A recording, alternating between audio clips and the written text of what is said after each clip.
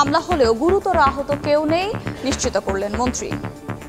জি, আমরা নিজেরাই charter flight ready করতেছি। আমাদের 12 তারিখে একটা ফ্লাইট ছিল, চার্টার ফ্লাইট, কারণ আমাদের 12 তারিখে এক্সাম শেষ হওয়ার পরে আমরা দেশে অনেকেই ব্যাক করতো, তো সেক্ষেত্রে সেই চার্টার ফ্লাইটটা আমরা আগায় নিয়ে আসছি।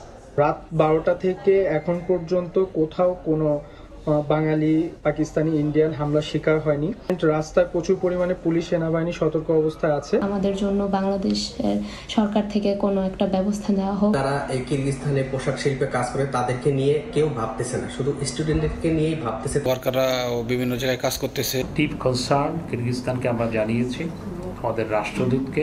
রাষ্ট্রদূত আমাদের কিরগিজস্তানে নাই, উজবেকিস্তানে আমাদের রাষ্ট্রদূত আছে, রাষ্ট্রদূতকে সেখানে আমরা যেতে বলেছি।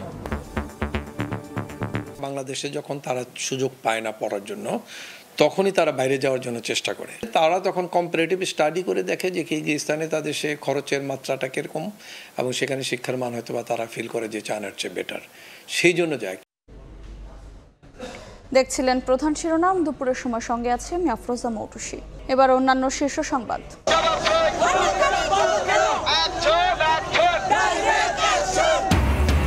ব্যাটারি চালিত রিকশা নিষিদ্ধের প্রতিবাদে চালকদের ব্যাপক বিক্ষোভ। রাজধানীর মিরপুরে সড়ক অবরোধ, যান চলাচল বন্ধ।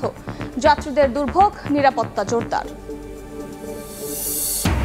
ক্ষমতার লোভে নিজের স্বপ্ন অন্যের কাছে তুলে দেয়নি বললেন প্রধানমন্ত্রী।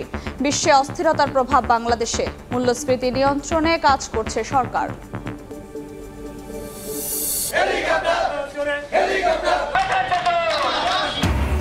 মধ্যরাতে শেষ হচ্ছে দ্বিতীয় ধাপের উপজেলা নির্বাচনের প্রচারণা। অংশ নেবে না জনগণ, আগ বাড়িয়ে বলছে বিএনপি। ব্যর্থ হয়ে মানসিক ট্রমায় দলটি, জবাব আওয়ামী লীগের।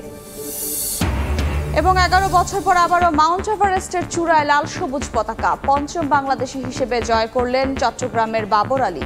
উচ্ছ্বসিত স্বজনরা।